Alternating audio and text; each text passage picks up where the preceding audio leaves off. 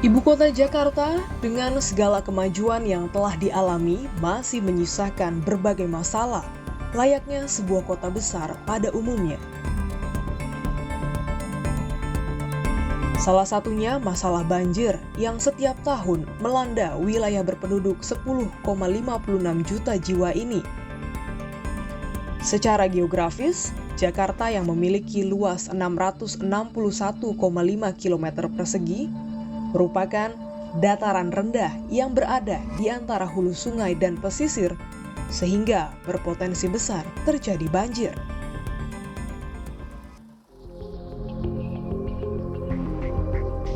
Adanya penurunan permukaan tanah menjadi salah satu penyebab banjir di Jakarta semakin parah.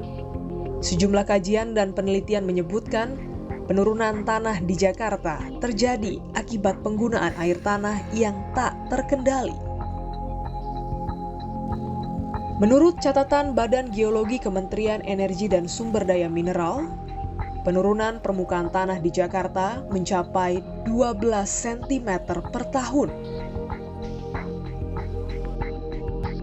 Pengambilan air tanah secara berlebihan menyumbang 30% penurunan muka tanah di Jakarta. Disusul kompaksi atau pemadatan tanah, berkurangnya lahan terbuka hijau, serta pembebanan akibat pembangunan dan geotektonik. Data Badan Geologi juga mencatat, saat ini lebih dari 4.500 sumur produksi yang mengambil air tanah Jakarta untuk keperluan komersil. Belum lagi sumur-sumur ilegal yang tidak memiliki izin pengusahaan air tanah. Koordinator Koalisi Rakyat untuk Hak Atas Air atau KRUHA, Muhammad Reza Syahib menyatakan, pemerintah secara tidak langsung telah melegalkan penggunaan air tanah untuk kepentingan sendiri. Proyek misalnya MRT dari masa Jokowi sampai sekarang ya udah 3 direktur PDAM-nya. Itu dari awal mereka punya problem untuk pengadaan air untuk operasi, untuk kerja. PDAM angkat tangan tidak sanggup menyediakan dan jadi ada semacam persetujuan di bawah tangan untuk mengusahakan air sendiri dan itu bahkan dilegalisir lewat kebijakan pemerintah pusat, salah satunya sejak lama sih, tapi belakangan diperkuat lewat paket kebijakan ekonomi ke-6 di mana di situ Presiden Jokowi memberikan izin penggunaan tanah untuk kepentingan sendiri, bukan untuk melayani publik ya. Sejumlah pengaturan atau ketentuan guna membatasi pemanfaatan air tanah sudah dibuat sejak lama, mulai dari Undang-Undang Nomor 11 Tahun 1974 tentang pengairan, hingga Perda dan Pergub DKI Jakarta yang mengatur soal pemungutan pajak air tanah. Terakhir, Gubernur DKI Jakarta Anies Baswedan mengeluarkan keputusan Gubernur Nomor 279 Tahun 2018 tentang Tim Pengawasan Terpadu Penyediaan Sumur Resapan dan Instalasi Pengolahan Air Limbah serta pemanfaatan air tanah di bangunan gedung dan perumahan. Kebijakan ini ditindaklanjuti dengan merazia 80 gedung tinggi di Jakarta untuk memastikan gedung-gedung tinggi memiliki sumber air berizin. Gedung-gedung yang dirazia tercatat menggunakan air PDAM dengan jumlah yang relatif kecil. Padahal, gedung-gedung itu diisi banyak orang yang membutuhkan pasokan air besar. Pengelola gedung-gedung tinggi bahwa kita akan mendatangi semua gedung Anda. Kita akan periksa seluruh fasilitas Anda. Siapkan semua data, sampaikan dengan jujur, sampaikan dengan apa adanya. Nanti kita akan lakukan koreksi sama-sama. Tujuan dari adanya tim pengawasan ini adalah untuk mengubah perilaku. Bukan semata-mata mencari siapa yang salah, bukan semata-mata untuk menghukum, tetapi ini adalah untuk perbaikan di Jakarta. Tapi kenyataannya, pengambilan air tanah secara berlebihan di Jakarta masih terus terjadi. Data Dinas Perindustrian dan Energi DKI Jakarta menunjukkan penggunaan air tanah di Jakarta terus meningkat.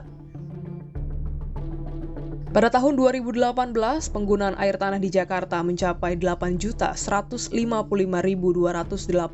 meter kubik. Sedangkan pada tahun 2019 hingga bulan September, penggunaan air tanah hingga kuartal ketiga mencapai 6.693.949 meter kubik. Ini artinya ada peningkatan sekitar 540.000 meter kubik untuk periode yang sama dari tahun 2018. Lalu, bagaimana perkembangannya saat ini? Sayangnya, kami kesulitan mendapatkan data terkini berapa banyak air tanah yang disedot gedung tinggi, industri, pabrik, serta warga.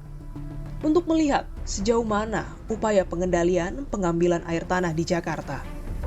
Pemprov DKI Jakarta yang kami coba konfirmasi tak kunjung memberikan respon dan jawaban.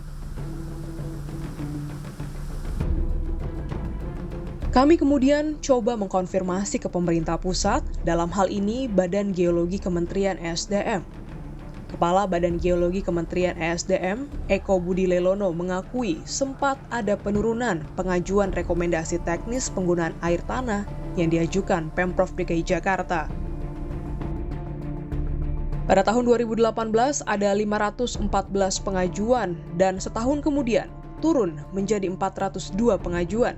Tapi pengajuan rekomendasi teknis penggunaan air tanah kembali naik di tahun 2020 menjadi 467 berkas pengajuan rekomendasi teknis. Pada tahun 2020, Badan Geologi meloloskan 3/4 dari total pengajuan.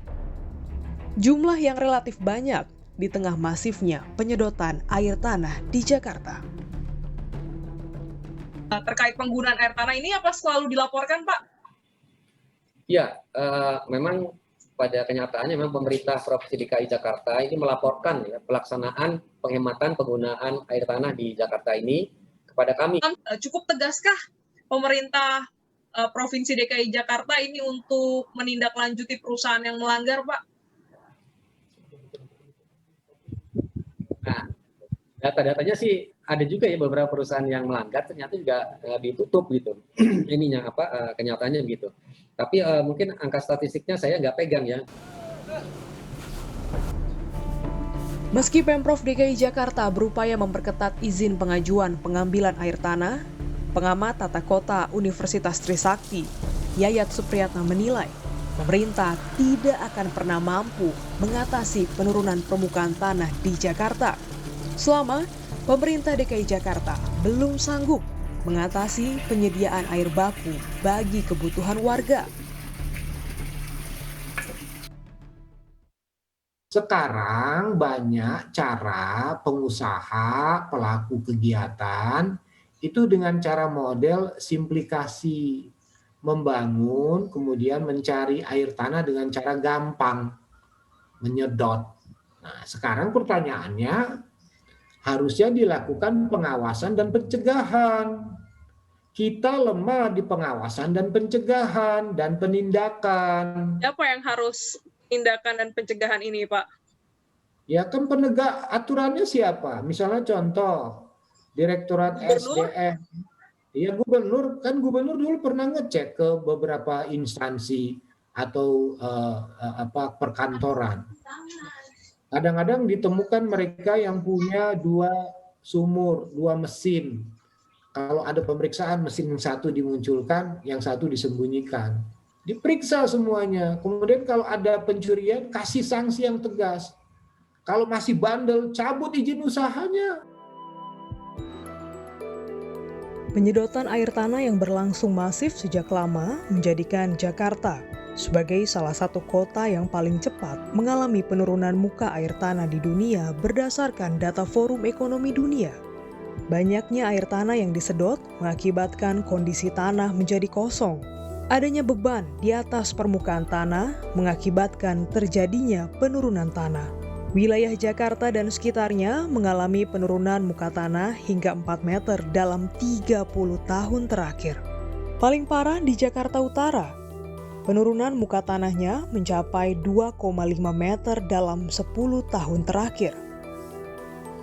Dengan kecepatan semacam ini, 95% wilayah Jakarta Utara akan terendam air pada 2050 mendatang.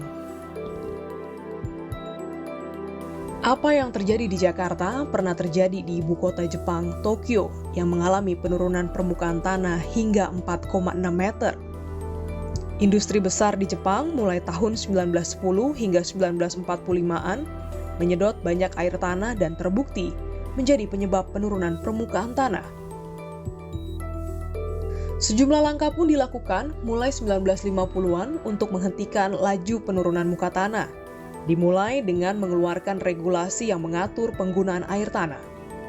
Kemudian, mengubah pola pikir masyarakat dan industri untuk beralih dari penggunaan air tanah ke sumber air lain. Di sisi lain, pemerintah Jepang juga mulai menyediakan sumber air alternatif untuk industri. Dalam kurun waktu 20 tahun, penggunaan air tanah di Tokyo bisa benar-benar dihentikan pada 1970-an. Dan hal itu berhasil mengurangi penurunan tanah di Tokyo. Belajar dari pengalaman pemerintah Jepang dalam menangani penurunan tanah di Tokyo, pemerintah Indonesia, khususnya Pemprov DKI Jakarta, perlu segera mengupayakan tindakan yang lebih serius dan berkelanjutan untuk menghentikan penurunan tanah di ibu kota. Kalau DKI kaya seperti Tokyo, kemudian penduduknya dilayani dengan air yang bagus, berapapun lo mau gue ada, kata pemerintahnya. Nggak ada yang ambil air tanah. Cuman yang menjadi masalah, orang kita ini kebanyakannya pingin gratis aja. Pingin nyedot langsung not gitu kan. Terus diawasinya enggak ini. Jadi akhirnya turun karena kita mencuri rame-rame. Jika penurunan tanah terus berlangsung, maka Jakarta akan semakin rentan tergenang air pasang dan banjir. Dampak lain adalah meningkatnya resiko kerusakan pada infrastruktur jalan dan jembatan, serta degradasi bangunan. Warga Jakarta patut cemas dengan penurunan tanah yang terjadi di ibu kota.